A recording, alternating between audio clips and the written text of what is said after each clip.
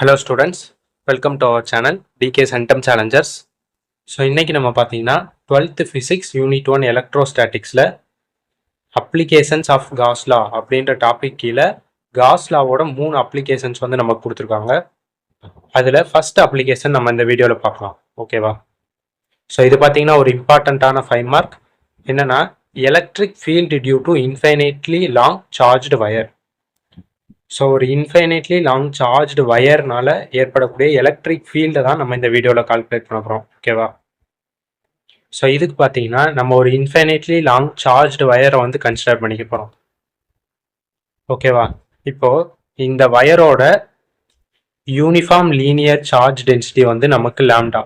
So uniform linear charge density அப்படின்னா என்னென்னா, இந்த வயரில் ஒரு யூனிட் லென்த்துக்கு எவ்வளோ சார்ஜ் வந்து டிஸ்ட்ரிபியூட் ஆயிருக்கு அப்படின்றதான் நம்ம யூனிஃபார்ம் லீனியர் சார்ஜ் டென்சிட்டி, அதாவது சார்ஜ் பெர் யூனிட் லென்த் அப்படின்னு சொல்லுவோம். ஸோ இப்போ இதை மேத்தமெட்டிக்கலாக எப்படி எழுதலாம் அப்படின்னா, சார்ஜ் பெர் யூனிட் லென்த் இல்லையா, இப்போ சார்ஜ்ன்றதை நமக்கு கியூன்னு டினோட் பண்ணுவோம், பெர் யூனிட் லென்த் வந்து நம்ம எல். ஓகேவா? ஸோ இப்போ இந்த வயர்லேருந்து ஒரு சர்டைன் டிஸ்டன்ஸ் தள்ளி நம்ம பீன்ற ஒரு பாயிண்ட்டை கன்சிடர் பண்ணிக்கலாம். ஸோ இந்த பாயிண்ட்ல எவ்வளோ எலக்ட்ரிக் ஃபீல்டு இருக்குது அப்படின்றதான் கால்குலேட் பண்ண போகிறோம். ஓகேவா? இந்த பாயிண்ட் பின்றது பார்த்தீங்கன்னா நமக்கு இப்போ டிஸ்டன்ஸ் ஆர்ன்ற டிஸ்டன்ஸ் தள்ளி இருக்குது. ஓகேவா? இந்த வயர்லேருந்து ஆர்ன்ற டிஸ்டன்ஸில் இந்த பாயிண்ட் பி அப்படிங்கிறது இருக்குது. ஸோ இப்போ நம்ம என்ன பண்ண போகிறோம் அப்படின்னா, ஸோ இந்த இடத்துல நம்ம ஒரு சர்க்கிள் கன்சிடர் பண்ணிக்கலாம். ஓகேவா? ஸோ நம்ம ஒரு சர்க்கிள் வந்து கன்சிடர் பண்ணிக்க போகிறோம். ஸோ அதே மாதிரி பார்த்தீங்கன்னா இந்த இடத்துல நம்ம ஒரு ஏரியா, அதாவது ஏரியா எலமெண்ட் வந்து நம்ம செலக்ட் பண்ணிக்க போகிறோம். ஸோ இதோட ஏரியா வந்து நமக்கு A1. அதே மாதிரி இந்த இடத்துல நம்ம ஒரு ஏரியா செலக்ட் பண்ண போகிறோம். ஸோ இதோட ஏரியா நமக்கு A2. ஓகேவா? ஸோ இந்த ரெண்டு ஏரியாவுமே பார்த்தீங்கன்னா இந்த பாயிண்ட் பியிலிருந்து சேம் டிஸ்டன்ஸில் இருக்குது. அதாவது இந்த பாயிண்ட் பிக்கும் A1க்கும் இருக்கிற டிஸ்டன்ஸும் இந்த பாயிண்ட்டுக்கும் A2க்கும் இருக்கிற டிஸ்டன்ஸும் சேம். ஓகேவா? ஸோ அதே மாதிரி பார்த்தீங்கன்னா இந்த A1லையும் A2லையும் நமக்கு சேம் அமௌண்ட் ஆஃப் சார்ஜ் இருக்க மாதிரி நம்ம கன்சிடர் பண்ணிக்கலாம். ஓகேவா? ஸோ இப்போ இந்த A1 வந்து இந்த பாயிண்ட் பியில் ஸோ இந்த டைரெக்ஷனில் ஒரு எலக்ட்ரிக் ஃபீல்டை கிரியேட் பண்ணும். ஏன்னா இங்கே இருக்கிறது வந்து பாசிட்டிவ் சார்ஜ் அப்படின்னாலே எலக்ட்ரிக் ஃபீல்டு அவுட்வர்ட் டைரெக்ஷனில் இருக்கும். அதே மாதிரி A2 பார்த்தீங்கன்னா இந்த பாயிண்ட் பி மேலே இந்த டைரெக்ஷனில் ஒரு எலக்ட்ரிக் ஃபீல்டை கிரியேட் பண்ணும். ஸோ இதுவுமே பாசிட்டிவ் சார்ஜ்னால நமக்கு அவுட்வர்ட் டைரெக்ஷன். ஓகேவா? ஸோ இப்போ இந்த A1லையும் A2லையும் நமக்கு சேம் அமௌண்ட் ஆஃப் சார்ஜ் தான் இருக்குது. அதே மாதிரி இந்த டிஸ்டன்ஸும் பார்த்தீங்கன்னா நமக்கு ஈக்குவலாக தான் இருக்குது. அப்போது A1 இந்த பாயிண்ட் பி மேலே கொடுக்கக்கூடிய எலக்ட்ரிக் ஃபீல்டும் A2 இந்த பாயிண்ட் பி மேலே கொடுக்கக்கூடிய எலக்ட்ரிக் ஃபீல்டும் நமக்கு சேம் மேக்னிடியூட்ல தான் இருக்கும், அதாவது ஈக்குவலாக இருக்கும். ஓகேவா? ஸோ இப்போ இதோட ரிசல்டன்ட் எலக்ட்ரிக் ஃபீல்டு வந்து இந்த டைரெக்ஷனில் இருக்கும். ஸோ இதை வந்து நம்ம காம்போனன்ட்ஸாக பிரித்து எழுதும்போது இந்த டைரெக்ஷனில் இருக்கும். ஸோ இதை நம்ம ப்ரீஃபாக இப்போ பார்க்க வேணாம். ஸோ இதை மட்டும் நம்ம பார்த்துக்கலாம். ஓகேவா? எலக்ட்ரிக் ஃபீல்டு இந்த டைரெக்ஷனில் இருக்கும். ஸோ அதே மாதிரி தான் இந்த பாயிண்ட், ஸோ இந்த சைடு நம்ம ஒரு பாயிண்ட் எடுத்தாலும் இதுவுமே பார்த்தீங்கன்னா டிஸ்டன்ஸ் ஆரில் தான் இருக்கும். ஏன்னா இது ஒரு சர்க்கிள் இல்லையா?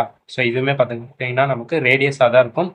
ஸோ இந்த A1ம் A2வும் கிரியேட் பண்ணக்கூடிய எலக்ட்ரிக் ஃபீல்டு அதே வெக்டார் தான்.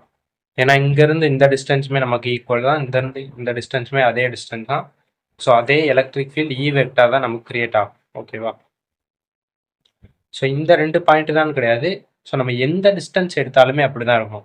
ஏன்னா நம்ம சென்டராக எடுத்துக்கிட்டோம் அப்படின்னா centre to any point on the circle நமக்கு ரேடியஸ் தான். ஓகேவா? அப்போது நமக்கு ரேடியஸ் எல்லாமே ஈக்குவல் அப்படின்னும் போது அது மேலே ஏற்படக்கூடிய எலக்ட்ரிக் ஃபீல்டுமே ஈக்குவல் தான். ஓகேவா? ஸோ அப்போ அந்த சர்க்கிள் மேலே இருக்கக்கூடிய எல்லா பாயிண்ட்ஸ்லையுமே நமக்கு ஈக்குவல் எலக்ட்ரிக் ஃபீல்டு தான் ஆக்ட் ஆகும். ஸோ அதே மாதிரி பார்த்தீங்கன்னா இங்கே ஒரு பாயிண்ட் எடுத்துக்கிட்டோம் அப்படின்னா, ஸோ இங்கே பார்த்தீங்கன்னா நம்ம பாயிண்ட் பின்னு எடுத்துருக்கோம். ஸோ இங்கே Q அப்படின்னு எடுத்துக்கிட்டோம் அப்படின்னாலும், ஸோ அதே மாதிரி இங்கேயும் நமக்கு ஒரு சர்க்கிள் வந்து கிரியேட் பண்ணோம் அப்படின்னா அது மேலே இருக்கக்கூடிய எலக்ட்ரிக் ஃபீல்டு எல்லாமே ஈக்குவலாக தான் ஆக்ட் ஆகும். ஸோ இந்த மாதிரி ரெண்டு சர்க்கிள் மட்டும்தான் கிடையாது, இன்ஃபைனைட் நம்பர் ஆஃப் சர்க்கிள் வந்து நம்ம ட்ரா பண்ணலாம். ஸோ அப்படி நம்ம இன்ஃபைனைட் நம்பர் ஆஃப் சர்க்கிள் வந்து நம்ம ட்ரா பண்ணோம் அப்படின்னா நமக்கு என்னப்பா ஒரு ஷேப் கிடைக்கும்? ஒரு சிலிண்டர் மாதிரியான ஒரு ஷேப் கிடைக்கும். ஸோ நம்ம எடுத்துக்கக்கூடிய காஸியன் சர்ஃபேஸ் என்ன அப்படின்னா சிலிண்டர். ஓகேவா?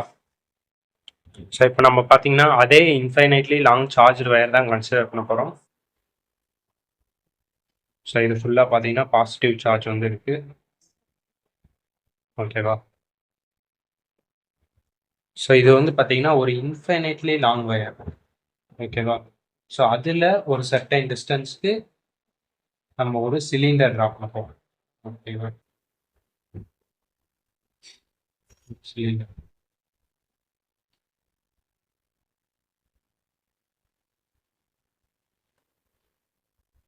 ஸோ இதோட ரேடியஸ் பார்த்தீங்கன்னா நமக்கு அதே ஆர் தான். ஸோ அதே மாதிரி இந்த சிலிண்டரோட லென்த் வந்து நமக்கு எல். ஓகேவா? ஒரு லென்த் எல். ஸோ இதில் பார்த்தீங்கன்னா நம்ம ஒரு 3 ஏரியா வந்து செலக்ட் பண்ண போகிறோம். ஸோ இந்த இடத்துல ஒரு ஏரியா, இதோட ஏரியா வந்து நமக்கு டிஏ. ஓகேவா? ஸோ அதே மாதிரி இந்த இடத்துல ஒரு ஏரியா, இதோட ஏரியாவும் நமக்கு டிஏ. ஸோ அதே மாதிரி இந்த இடத்துல ஒரு ஏரியா, அதே இதோட ஏரியாவும் நமக்கு டிஏ தான். ஓகேவா? ஸோ இப்போ இந்த ஏரியா மேல ஏற்படக்கூடிய எலக்ட்ரிக் ஃபீல்டு எந்த டைரக்ஷன்ல இருக்கும் அப்படின்னா இந்த டைரக்ஷன். ஏன்னா பாசிட்டிவ் சார்ஜ் அப்படின்னாவே அவுட்வர்ட் டைரக்ஷன் தான். ஸோ இது வந்து பார்த்தீங்கன்னா எலக்ட்ரிக் ஃபீல்டோட டைரக்ஷன். ஸோ அதே தான் இந்த ஏரியாவுக்கும் நமக்கு இந்த டைரக்ஷன் இருக்கும். ஓகேவா? ஸோ இந்த ஏரியாவுக்கு பார்த்தீங்கன்னா நமக்கு இந்த டைரக்ஷன் இருக்கும். ஓகேவா? அவுட்வர்ட் டைரக்ஷன் ஆகும். ஸோ அதே மாதிரி பார்த்தீங்கன்னா இந்த ஏரியாவோட unit area vector. So area வெக்டார்னே நமக்கு சர்ஃபேஸ்க்கு பெர்பெண்டிகுலராக இருக்கும். ஸோ அப்போ இந்த சர்ஃபேஸ்க்கு பெர்பெண்டிகுலர் எது? இந்த டைரக்ஷன். ஓகேவா? ஸோ இப்போ யூனிட் ஏரியா வெக்டார் நமக்கு இந்த டைரக்ஷன் வரும். ஸோ அதே மாதிரி இந்த கர்வ்டு சர்ஃபேஸ் பார்த்தீங்கன்னா இதுக்குமே இந்த சர்ஃபேஸுக்கு பெர்பெண்டிகுலர் தான். ஸோ அப்போ இதுவுமே பார்த்தீங்கன்னா நமக்கு இந்த டைரக்ஷனில் தான் இருக்கும். n unit vector. ஓகேவா? ஸோ அதே மாதிரி பார்த்தீங்கன்னா இந்த பாட்டம் சர்ஃபேஸ்க்கு நமக்கு பெர்பெண்டிகுலராக இந்த டைரக்ஷனில் இருக்கும். ஓகேவா? ஸோ இப்போ நமக்கு எலக்ட்ரிக் ஃப்ளக்ஸோட ஃபார்முலா என்னப்பா? எலக்ட்ரிக் ஃப்ளக்ஸ் ஈக்குவல் டு நமக்கு E vector dot DA, sorry A vector. ஓகேவா? ஸோ இப்போ நம்ம செலக்ட் பண்ணியிருக்க ஏரியாவோட ஏரியா என்ன? நமக்கு டிஏ. ஸோ அப்போ அதுக்கு நம்ம எலக்ட்ரிக் ஃப்ளக்ஸ் எழுதோம் அப்படின்னா equal to E vector dot dA vector. ஓகேவா? நமக்கு டிஏன்றது நம்ம செலக்ட் பண்ணியிருக்க சின்ன ஏரியா. இப்போ அதை நம்ம க்ளோஸ் இன்டெகிரல் பண்ணோம் அப்படின்னா இந்த டோட்டல் க்ளோஸ்டு சர்ஃபேஸ் ஏரியா, அதாவது இந்த சிலிண்டரோட க்ளோஸ்டு சர்ஃபேஸ் ஏரியா நமக்கு கிடைச்சிடும். ஓகேவா? ஸோ இப்போ இந்த க்ளோஸ்டு இன்டெகிரலை நம்ம ஸ்ப்ளிட் பண்ணி எழுதுவோம். ஃபர்ஸ்ட்டு நம்ம டாப் சர்ஃபேஸ்க்கு டாப் சர்ஃபேஸ், அதே மாதிரி பார்த்தீங்கன்னா ப்ளஸ் நமக்கு இது வந்து பாட்டம் சர்ஃபேஸ்க்கு பாட்டம் சர்ஃபேஸ் ப்ளஸ், ஸோ இது வந்து பார்த்தீங்கன்னா நமக்கு curved surface. So top surface அப்படின்றது எது பார்த்தீங்கன்னா நமக்கு இந்த சர்ஃபேஸ், அதே மாதிரி பாட்டம்ன்றது நமக்கு இது, கர்வ்டுன்றது இந்த சர்ஃபேஸ் ஃபுல்லாக. ஓகேவா? ஸோ இங்கே பார்த்தீங்கன்னா நமக்கு E vector dot dA vector, அதே மாதிரி இங்கேயும் E vector dot dA vector. So இங்கேயும் நமக்கு E vector dot dA vector. ஓகேவா? ஸோ இப்போ இந்த டிஏன்றது நமக்கு டாப் சர்ஃபேஸோடது. ஸோ அதாவது இந்த ஏரியா. ஸோ இந்த ஏரியாவை இன்டகிரேட் பண்ணோம் அப்படின்னா நமக்கு டாப் சர்ஃபேஸோட டோட்டல் ஏரியா நமக்கு கிடைச்சிடும். ப்ளஸ் அதே மாதிரி பாட்டம் சர்ஃபேஸோட டிஏன்றது இந்த ஏரியா. ஓகேவா? இப்போ இதை இன்டகிரேட் பண்ணோம் அப்படின்னா நமக்கு இந்த டோட்டல் ஏரியா வந்து நமக்கு கிடைச்சிடும். அதாவது பாட்டம் சர்ஃபேஸோட டோட்டல் ஏரியா நமக்கு கிடைச்சிடும். அதே மாதிரி கர்வ்டு சர்ஃபேஸோட டிஏ அப்படின்றது இந்த ஏரியா. ஸோ இப்போ இதை இன்டகிரேட் பண்ணோம் அப்படின்னா நமக்கு இந்த கர்வ்டு சர்ஃபேஸ் ஃபுல்லாக அதோட ஏரியா நமக்கு கிடைச்சிடும். ஓகேவா? அப்போ இதை 3 ஆட் பண்ணும்போது நமக்கு டோட்டல் இந்த சிலிண்டரோட க்ளோஸ்டு சர்ஃபேஸ் ஏரியா கிடைச்சிடும். ஸோ அதான் இப்படி எழுதியிருக்கோம். ஓகேவா? இப்போ புரிஞ்சிருக்கும்னு நினைக்கிறேன். So equal to integral of, so இப்போ நமக்கு டாட் ப்ராடக்ட் அப்படின்னா தெரியும். என்ன பண்ணுவோம்? இந்த இ வெக்டாரோட மேக்னிடியூட், அதாவது இ இன்டூ டிஏவோட மேக்னிடியூட், அதாவது வெறும் டிஏ. ஸோ இந்த வெக்டாரை எடுத்துட்டு எழுதுறோம் அப்படின்னா நமக்கு அதோட மேக்னிடியூட் அப்படின்னு அர்த்தம், இன்டூ காஸ் தீட்டா வந்து நம்ம ஆட் பண்ணிக்கணும். ஓகேவா? ப்ளஸ் ஸோ இது வந்து நமக்கு டாப் சர்ஃபேஸ்க்கு டாப் சர்ஃபேஸ் இன்டெக்ரல் ஆஃப் அதே தான் இங்கேயும் டாட் ப்ராடக்ட் தான். அப்போ இடிஏ காஸ் தீட்டா. ஸோ இது வந்து நமக்கு bottom surface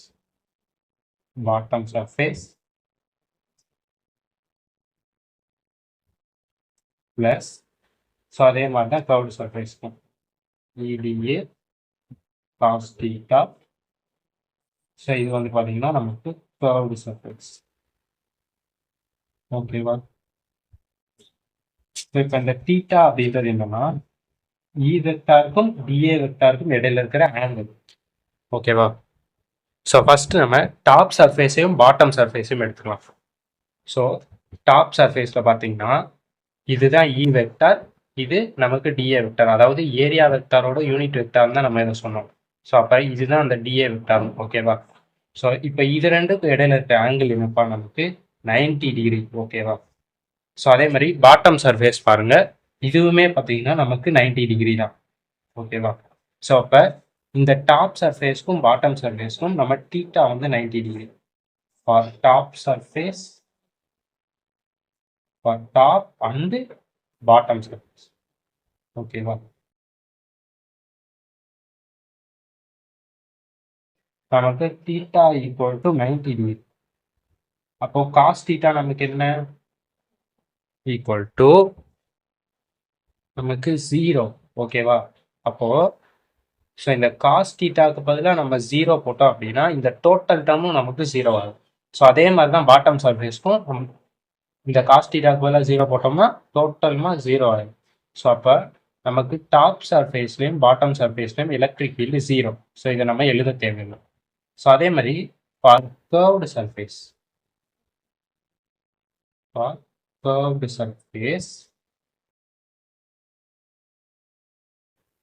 so curved surface பாருங்க, எலக்ட்ரிக் ஃபீல்டும் நமக்கு இந்த டைரக்ஷன் தான், ஏரியா வெக்டாரோட டைரக்ஷனும் நமக்கு இந்த டைரக்ஷன்.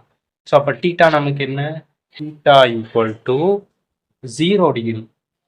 ஸோ அப்போ காஸ் 0ஓட வேல்யூ நமக்கு என்ன நமக்கு 1. ஓகேவா? ஸோ இப்போ இது ரெண்டும் நமக்கு 0. ஸோ இதோட காஸ் தீட்டா வேல்யூ பார்த்தீங்கன்னா நமக்கு 1. அப்போ electric flux equal to integral of curved surface மட்டும்தான் நம்ம எழுத போகிறோம். ஏன்னா மிச்சம் டாப் சர்ஃபேஸும் பாட்டம் சர்ஃபேஸும் நமக்கு 0. Curved surface EDA. So cos 0ஓட வேல்யூ நமக்கு 1. ஸோ அப்போ 1 இன்டூ இடிஏனாலும் நமக்கு இடிஏ தான். ஓகேவா? ஸோ இப்போ பார்த்தீங்கன்னா ஸோ இங்கேருந்து இந்த டிஸ்டன்ஸ் நமக்கு ஆர், அதே மாதிரி இங்கேருந்து இந்த டிஸ்டன்ஸும் நமக்கு ஆர் தான். ஏன்னா இந்த சிலிண்டரோட ரேடியஸே நமக்கு ஆர் தான். ஸோ இங்கேருந்து எந்த டிஸ்டன்ஸ் எடுத்தாலும் நமக்கு ஆர் தான்.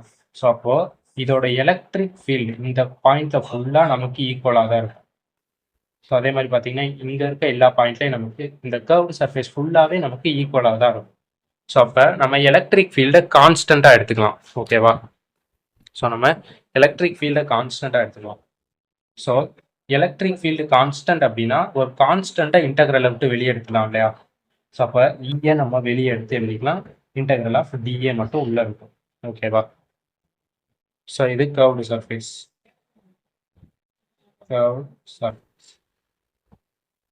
ஓகேவா? ஸோ இப்போ இந்த டிஏன்றது நமக்கு என்ன கர்வ்டு சர்ஃபேஸ் ஏரியாவில் நம்ம செலக்ட் பண்ண இந்த ஏரியா. ஸோ அப்போ அந்த டிஏவை இன்டகிரேட் பண்ணோம்னா நமக்கு என்ன கிடைக்கும்? ஸோ இந்த சிலிண்டரோட கர்வ்டு சர்ஃபேஸ் ஏரியா ஃபுல்லாக கிடைக்கும். ஸோ அப்போ இந்த இன்டகிரல் டிஏ அப்படின்றது curved surface area of cylinder இல்லையா? ஸோ அப்போ இ இன்டூ இந்த இன்டகிரல் டிஏ அப்படின்றது curved surface area of cylinder. So அதோட ஃபார்முலா நமக்கு 2πr/h. ஸோ இந்த ஹச்சை வந்து நம்ம எல்லாம் எடுத்துக்கோம், ஆர்வே தான் எடுத்துக்கோம். ஸோ அதனால ஆர் அப்படியே தான் இருக்கும். ஸோ இந்த ஹச்சுக்கு பதிலாக நமக்கு எல். ஓகேவா? ஸோ இப்போ நமக்கு எலக்ட்ரிக் ஃப்ளக்ஸ் என்ன கிடைச்சிருக்கு? Electric flux is equal to E into 2πrl. So இப்போ நமக்கு காஸ் லாவோட ஃபார்முலா தெரியும். ஸோ காஸ் லாக்கு நம்ம ஏற்கனவே ஒரு வீடியோ அப்லோட் பண்ணியிருக்கோம். ஸோ உங்களுக்கு வேண்டும் அப்படின்னா வீடியோவோட லிங்க் டிஸ்கிரிப்ஷனில் இருக்குது. ஸோ போய் பார்த்துக்கோங்க. ஓகேவா? So Gauss law by Gauss law